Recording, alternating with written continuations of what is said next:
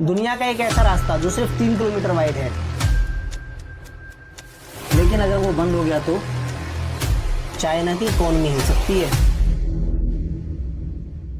Sir, ये straight of Malacca है क्या? बेसिकली स्ट्रेट ऑफ मलक्का एक सी रूट है जिससे चाइना पूरे वर्ल्ड में अपना ट्रेड करता है, और ये इंडोनेशिया और बाली के बीच में पड़ता है। इंडोनेशिया और अंडमान निकोबार के बीच में जो रास्ता है ना, उसी को स्ट्रेट ऑफ मलक्का कहा जाता है। जैसे स्ट्रेट ऑफ हार्मोज का रास्ता, काइंड ऑफ वैसे बोल सकते हैं हम इसको। क्योंकि चाइना अपना जितना भी इंटरनेशनल ट्रेड करता है ना, वो उससे ऑलमोस्ट 70% ट्रेड उसी के रूट से करता है वो। तो सर, ये स्ट्रेट ऑफ मलक्का जो भी जैसे आपने बताया चाइना यूज़ करता है कभी, इसमें इंडिया का कुछ रोल है? हाँ है। कैसे? इंडिया के लिए इम्पोर्टेंट इसलिए है, इसके लिए हमें ना 11वीं सेंचुरी में जाना होगा। अभी रिसेंटली तुमने एक न्यूज़ देखी होगी कि मोदी जी नेदरलैंड गए, वहाँ से कॉपर की कुछ प्लेट्स लेके आए 11वीं सेंचुरीज़ के। तो वो जो 11वीं सेंचुरी की प्लेट्स है ना, वो कहीं ना कहीं स्ट्रेट ऑफ मलक्का से कनेक्ट हैं। 11वीं सेंचुरी में एक डायनेस्टी थी इंडिया में, चोला डायनेस्टी, जो कि बहुत समृद्ध डायनेस्टी कहा जाता है हमारे इंडिया की। हाँ, उसने इंटरनेशनल ट्रेड्स की है। मतलब मैं बात कहूँ तो 10th और 11वीं सेंचुरी में इंडिया मेजरली प्ले करता था इंटरनेशनल ट्रेड्स में। जैसे आज अमेरिका है, उस तरह से इंडिया के पास अच्छा खासा बिजनेस का होता। तो इंडिया क्या करता था, अपना जो ट्रेड रूट था वो कहीं ना कहीं सी रूट से करता था, उसमें सी रूट से को था। तो जितना भी ट्रेड होता था चोला डायनेस्टी का, वो कहीं ना कहीं स्ट्रेट ऑफ मलक्का से होते हुए निकलता था, जो कि इंडिया और बाली के बीच में एक रास्ता था, इंडोनेशिया के बीच में, वो चाइना को होते हुए जाता था, और सेम चाइना से भी वही रूट होके यहाँ पे आता था। तो एक बहुत समृद्ध राजा थे इंडोनेशिया के उस समय के, श्री विजय। श्री विजय? यस। तो उन्होंने, श्री विजय ने और हमारे चोला डायनेस्टी के राजा ने एक संधि करी उस समय। उन लोगों ने एक लीगली पेपर तैयार किया कि यार हम लोग मेजरली एक दूसरे की हेल्प कर सकते हैं इस रूट्स में, कि अगर हम जो भी बिज़नेस करते हैं आप तो आप हमसे ना उसका वो शुल्क मत लो, लाइक टोल मत लो, मेरे जहाँ हमसे निकलते हैं, उसके एवरेज में हम अपने देश में आपकी एक बहुत बड़ी मोनेस्ट्री बनाएंगे, मंदिर बनाएंगे। उस टाइम के किसके यहाँ पे बनना था? इंडिया में। इंडिया में। तो चोला डायनेस्टी के जो राजा थे, उन्होंने इसका प्रपोजल रखा, वो एग्री भी हुए। अच्छा, वो उसका प्रपोजल इसलिए रखा क्योंकि जो पहले के मंदिर हुआ करते थे ना, ये हुआ करते थे मंदिर वगैरह, तो वहाँ पे ना सिर्फ पूजा नहीं होती थी, वो एक तरह का हॉस्पिटल भी होता था, वहाँ लोग रहते भी थे, वहाँ पे गरीबों की मदद भी करते थे।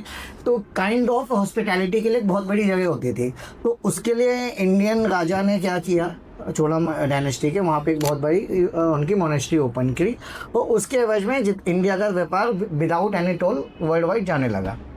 यानी हमारे जितने भी जा जाते हैं उस पर कोई शुल्क नहीं लगता था। वहाँ वो रुकते थे अपने स्टेट ऑफ मलक्का में, इंडोनेशिया में, और वहाँ से स्टेट ऑफ मलक्का के राजा जो थे श्री विजय, उसको आगे जाने देते थे, ना तो ये पैसा लेते थे ना कोई चार्ज लेते थे। बट श्री विजय को ये लगाया मैं तो कभी इंडिया जाऊँगा नहीं, और इनका ना अनगिनत व्यापार यहाँ से हो रहा है और मैं इनसे कुछ ट्रेड शुल्क नहीं लिया। तो उन्होंने थोड़ा सा इस पर बेईमानी कर दी। उन्होंने क्या किया, उसके ऊपर चुपचाप से पैसा लगाना स्टार्ट कर दिया। तो कुछ वक्त के बाद जब राजा को पता चला चोला डायनेस्टी के हमारे, तो उनको गुस्सा आया। तो उन्होंने उनसे बात की, पर उन्होंने उस चीज़ को मना कर दिया कि हम इस तरह से काम नहीं करेंगे।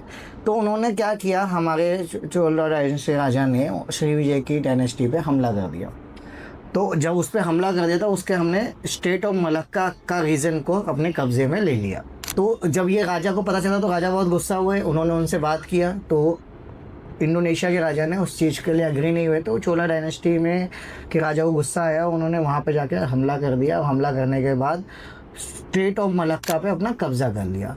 तो जब स्ट्रेट ऑफ मलक्का पे कब्ज़ा कर लिया तो उसके बाद काफ़ी दिक्कत हुई बिज़नेस करने में। तो ये जो हिस्ट्री लिखी गई है वो उस ब्रास कॉपर प्लेट्स में है, कहीं ना कहीं वो सब कुछ लिखा है कि हमारा जो चोल साम्राज्य है वो कहाँ तक फैला हुआ था। एक तरीके से एग्रीमेंट टाइप है, कह सकते हैं कि वो जो कॉपर प्लेट्स नहीं है वो कहीं ना कहीं एग्रीमेंट्स हैं जो कि इंडिया और इंडोनेशिया के बीच हुआ था, और उसके अंदर वो सब चीज़ें लिखी गई हैं कि इंडिया स्टेट ऑफ मलक्का को एक टाइम पे पूरी तरह से कंट्रोल भी करता था।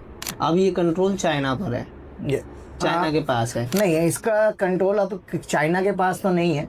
बेसिकली अब क्या है कि चाइना अभी भी कि China is the major manufacturing world.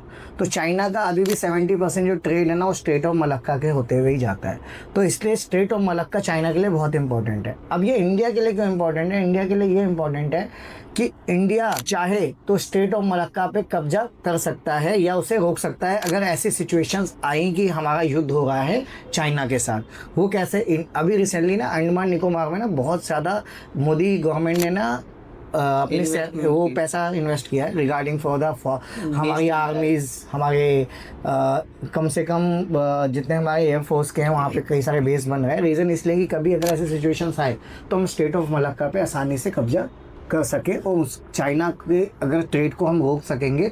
तो अगर जब ऐसी टेंशन होती है वॉर्स की तो उस समय कहीं ना कहीं देश दूसरे देश पे दबाव बनता है, जो कि एज इट इज़ अभी स्ट्रेट ऑफ हार्मुज में के कारण हुआ है, जिसपे ईरान पे काफ़ी दबाव बना पड़ा है। अच्छा, इसलिए मोदी जी लेके आए थे वो, क्योंकि उनको भी पता है कि इन फ्यूचर ऐसा कुछ हुआ तो अपने पास थोड़ी वो रहनी चाहिए, क्या बोलते हैं, ताकत की, किस चीज़ से हम उसको रोक पाएँ या नहीं रोक पाएँ। हो जिस हिसाब से देखो आजकल वर्ल्ड के हालात चल रहे हैं, कोई भरोसा नहीं कब किससे कहाँ किसकी लड़ाई हो जाए।